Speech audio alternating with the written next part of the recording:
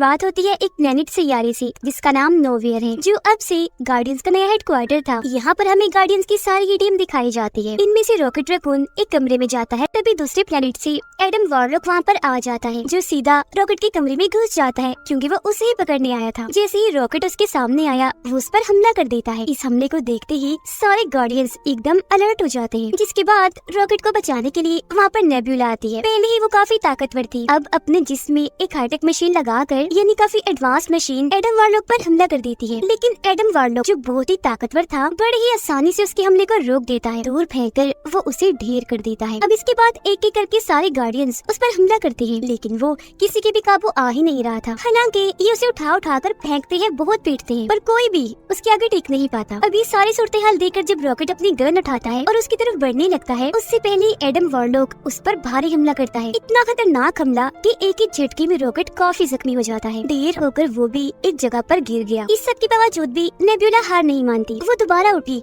अपने हाथ को तलवार बना लेती है, जिसे जाकर वो एडम वॉरलॉक के पेट में घुसा देती है, जिससे अब वो इतना जख्मी हो गया कि वहीं पर ही बेहोश हो जाता है। अब इससे पहले कि सारे गार्डियंस दोबारा से उस पर हमला करते, उससे पहले ही एडम वॉरलॉक उठता है और झट से नोवेयर से भाग जाता है। अब पीटर और उसका साथी रॉकेट के पास आते हैं, जो जख्मी हालत में वहाँ गिरा पड़ा था। उसका इलाज करने के लिए जख्मों को ठीक करने वाली एक डिवाइस उसके जिस्म से लगा देते हैं। लेकिन जैसे मशीन एक्टिवेट हुई, ऑन हुई, रॉकेट तड़पने लगता है। देखने से लग रहा था जैसे वो मशीन रॉकेट की जान ले रही है। ये देखकर फौरन नेब्यूला वहाँ पर भाग कर आई, पीटर से कहकर जल्दी से इस मशीन को बंद करवाती है। फिर वो रॉकेट के पूरे जिस्म को अच्छे से स्कैन करके चेक करके सबको बताती है कि असल में इसके जिस्म के अंदर बहुत सारी मशीन्स फिट की गई हैं। उन सारी मशीन्स के अंदर एक मशीन ऐसी भी है जिसे रॉकेट के दिल के पास लगाया गया है, और अगर किसी ने भी उस मशीन को निकाले बगैर रॉकेट का इलाज करने की कोशिश की तो वही मशीन रॉकेट की जान ले लेगी। और ये सब कुछ रॉकेट के साथ उस मशीन की वजह से हो रहा था, जो वो तड़प रहा था। सारे ही गार्डियंस रॉकेट को ठीक करने में लग जाते हैं, जबकि रॉकेट जो जख्मी पड़ा था, बेहोश था, उसे अपनी पुरानी यादें याद आने लगती है, यानी कि उसका माजी,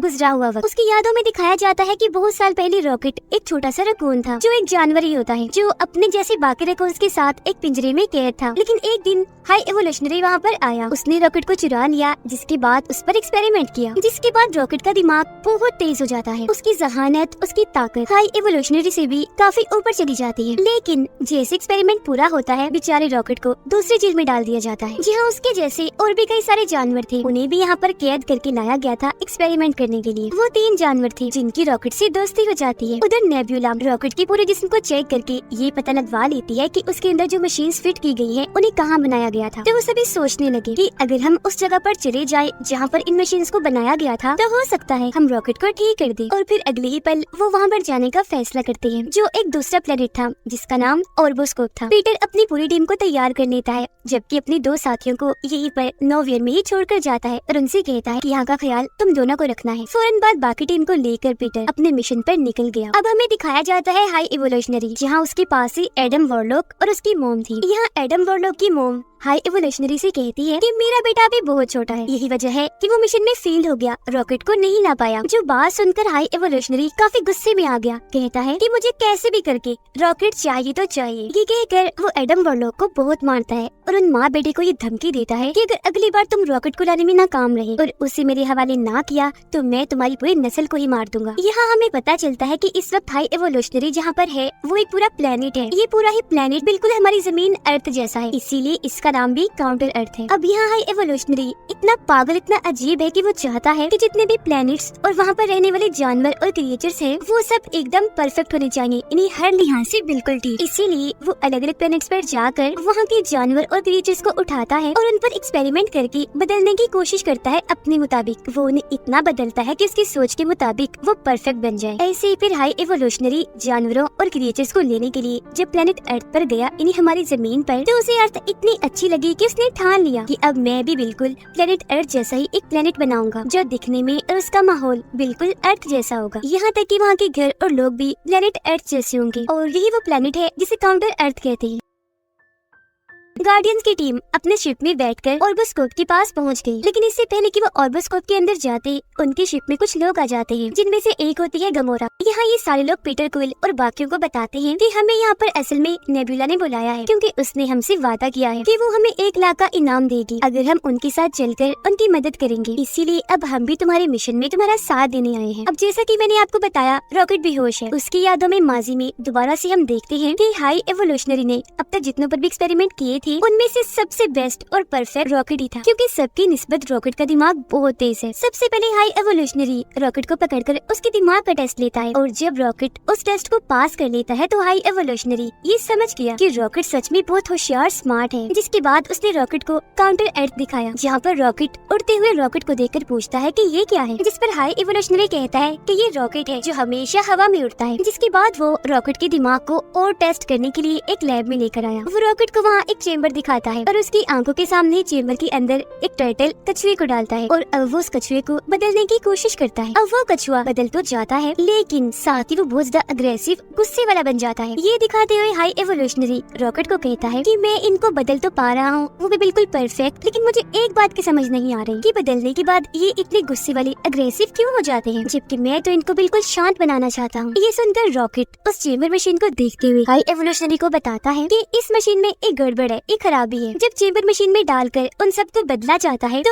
उनके बदलने के साथ साथ उनके दिमाग का एक केमिकल भी बदल जाता है, और वही वजह है इन सबके अग्रेसिव गुस्सैल होने का। तो अगर आप उस केमिकल को ही बदलने से रोक लेंगे तो ये सब बिल्कुल शांत हो जाएंगे जैसे आप चाहते हैं। रॉकेट की बात सुनकर हाई एवोल्यूशनरी बिल्कुल ऐसे ही करता है, और हैरत, ऐसा करने पर उसको पॉजिटिव रिजल्ट ही मिलता है। मतलब जैसा उन्होंने सोचा था वैसा ही होता है। हाई एवोल्यूशनरी ये देखकर काफी चौंक भी गया और खुश भी हो गया कि अब मैं अपने एक्सपेरिमेंट में कामयाब हो गया हूँ। हाई एवोल्यूशनरी इतना खुश था कि वो अपने साथियों को कहता है कि मुझे अपने इस प्रोजेक्ट रॉकेट का दिमाग चाहिए, ये बहुत ही स्मार्ट है, बहुत ही ज़हीन है। सच में उसके पास ऐसा दिमाग है जो मेरे पास भी नहीं। साथ ही हाई एवोल्यूशनरी को इस बात से भी गुस्सा था कि ये रॉकेट रकून मेरा ही सब्जेक्ट है। अपने एक्सपेरिमेंट के जरिए इसको मैंने ही ऐसा बनाया है, तो फिर ये मुझसे ज़हीन, मुझसे आगे कैसे हो सकता है। हालांकि ये तो छोटा सा क्रिएचर है, लेकिन फिर भी वो अपने साथियों को कहता है कि कल सुबह होते ही तुम इसको मार देना, इसका दिमाग निकाल कर मुझे दे देना। मैं इसके दिमाग पर एक्सपेरिमेंट करूंगा और ये पता लगवाऊंगा कि आखिर वो इतना क्रिएटिव कैसे सोच सकता है, और फिर उसकी मदद से मैं एक नई दुनिया बनाऊंगा जहाँ सिर्फ मैं उन्हीं क्रिएचर्स को रखूंगा जो हर लिहाज से पूरी तरह परफेक्ट होंगे, बिल्कुल मेरे मुताबिक। और हाँ,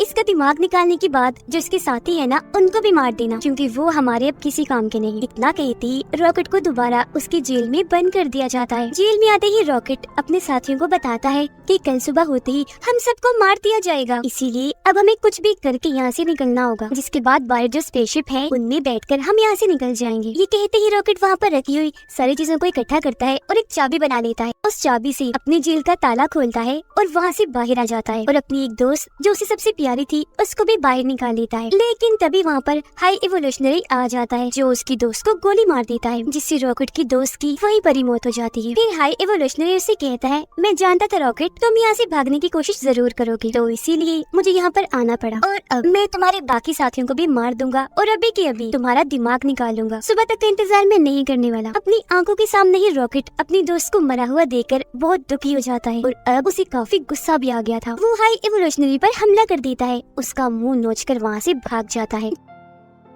जैसे तैसे वहाँ से बाहर आकर स्पेसशिप में बैठा और उसे लेकर वहाँ से निकल गया। यानी इस तरह से वो हाई एवोल्यूशनरी के कैद से आजाद हुआ था। उधर गार्डियंस की पूरी टीम गमोरा के साथ मिलकर उस प्लेनेट ऑर्बोस्कोप में आ जाते हैं। फिर ये वहाँ पहुँचकर मेन एरिया में आ गए। इस जगह पर रॉकेट की सारी जानकारी थी। रॉकेट की फाइल को वहाँ से लेकर बाहर निकल आते हैं। फिर अपनी शिप में आने के बाद गार्डियंस की टीम रॉकेट की फाइल को खोलती है। उस फाइल के जरिए इन सबको पता चल जाता है कि अब तक रॉकेट के साथ क्या क्या हुआ। जिसके बाद रॉकेट की यादें, उसकी माजी की जो कहानी हमने देखी, वो सभी गार्डियंस की टीम भी देख लेती है। सभी गार्डियंस जान जाते हैं कि हाई एवोल्यूशनरी ने रॉकेट के साथ बहुत गलत किया है। वीडियो को देखकर नेबुला को रॉकेट पर बहुत तरस आने लगा। वो कहती है कि इतनी ज्यादती तो कभी भी किसी के साथ भी नहीं हुई। फिर सबको पता चला कि रॉकेट के दिल के पास जो मशीन है जो उसका इलाज उन्हें नहीं दे रही, उस मशीन को एक कोड डालकर निकाला जा सकता है। लेकिन वो कोड क्या है गार्डियंस को पता नहीं चल पाता। ऐसा इसलिए क्योंकि हाई एवोल्यूशनरी के लोग रॉकेट की फाइल से उस कोड को मिटा चुके थे, लेकिन गार्डियंस फाइल के जरिए ये पता लगवा लेते हैं कि उस कोड को मिटाया किसने है और अब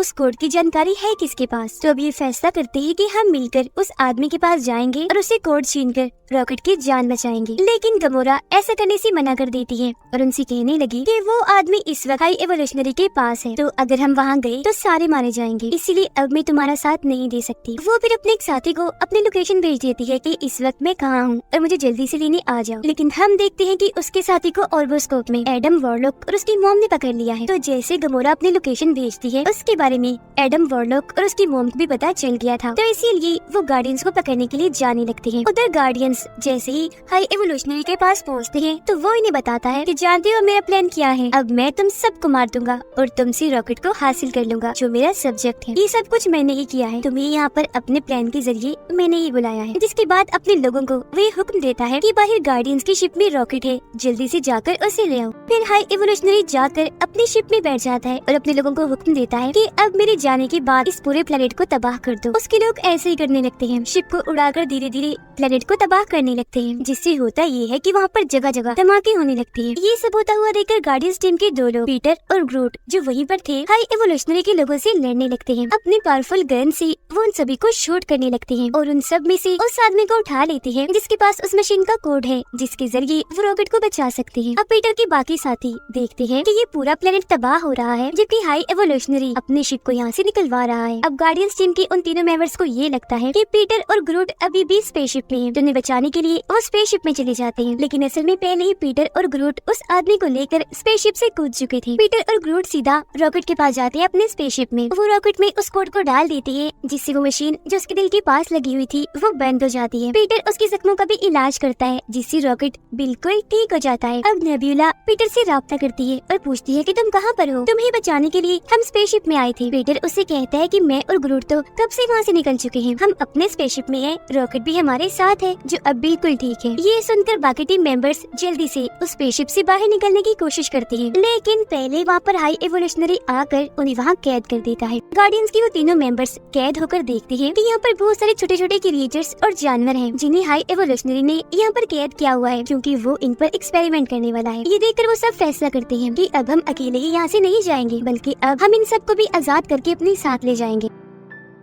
पीटर और उसकी बाकी साथी हाई एवोल्यूशनरी की स्पेसशिप के लिए निकल जाते हैं अपने बाकी साथियों को बचाने के लिए। पीटर अपने प्लेनेट नोवियर पर राब्ता करता है और अपने साथी को कहता है कि जल्दी से यहाँ पर आ जाओ जहाँ पर मैं तुम्हें कहता हूँ। तब उसका साथी ऐसे करता है जो लोकेशन थी हाई एवोल्यूशनरी के स्पेसशिप के बिल्कुल पास। जिसके बाद पीटर अपने साथियों को लेकर उसकी स्पेसशिप में आ जाता है अपने साथियों को बचाने के लिए। यहाँ पर हम हाई एवोल्यूशनरी, उसके साथी और गार्डियंस ऑफ द गैलेक्सी की टीम के बीच जबरदस्त किस्म की लड़ाई को देख पाते हैं। लेकिन क्योंकि गार्डियंस की टीम ज्यादा बहादुर थी तो बहुत अच्छे से उनका सामना करती है और एक जबरदस्त सी लड़ाई के बाद उन्हें हरा देते हैं और फिर आखिरकार वो हाई एवोल्यूशनरी को भी हरा देते हैं। वो सारे मिलकर रॉकेट को कहते हैं कि अब तुम हाई एवोल्यूशनरी को जल्दी से मार दो, लेकिन रॉकेट ऐसा करने से मना कर देता है। अपनी टीम को कहता है कि मैं इसके जैसा नहीं हूँ, अगर हाई एवोल्यूशनरी ऐसा है तो मैं उसके जैसा नहीं बन सकता। इसी के साथ गार्डियंस की टीम हाई एवोल्यूशनरी की शिप में जितने भी लोग, जानवर, क्रिएचर्स बंदी थी उन सबको आजाद करवा लेते हैं। वो फिर उन सबको भी नोवियर में डाल देते हैं और खुद भी वहीं आ जाते हैं। और ये सब करने में उनका साथ एक डॉग देता है जो पीटर का साथी था, क्योंकि वो अपनी ताकतों का इस्तेमाल करके नोवियर प्लेनेट को हाई एवोल्यूशनरी के स्पेसशिप से जोड़ देता है। लेकिन वो इतनी सारी ताकत लगा चुका था कि बीच में ही उसकी ताकत टूट जाती है, जिससे नोवियर प्लेनेट और हाई एवोल्यूशनरी का स्पेसशिप एक दूसरे से अलग अलग हो जाते हैं। जिससे सारे लोग तो नोवियर प्लेनेट पर आ गए थे, लेकिन पीटर अभी भी हाई एवोल्यूशनरी की स्पेसशिप में था। ये देखकर पीटर काफी घबरा गया। वो एक लंबा सा जंप मारकर कूदकर नोवियर में आने की कोशिश करता है, लेकिन उसके ऐसा करने से वो स्पेस में खुले आसमान में ही लटक जाता है, जहाँ उसकी हालत काफी खराब हो जाती है। ऐसा लग रहा था जैसे वो मरने वाला है। लेकिन उससे पहले ही एडम वॉरलॉक वहाँ पर आया और पीटर को उठाकर नोवियर में ले जाता है, जिससे उसकी जान बच जाती है। जिसके बाद सारे गार्डियंस ये फैसला करते हैं कि अब हम इन सभी जानवर, क्रिएचर्स और इंसानों को लेकर एक नई दुनिया बनाएंगे, जहाँ वो उन सबको एक अच्छी जिंदगी देंगे और उन सबको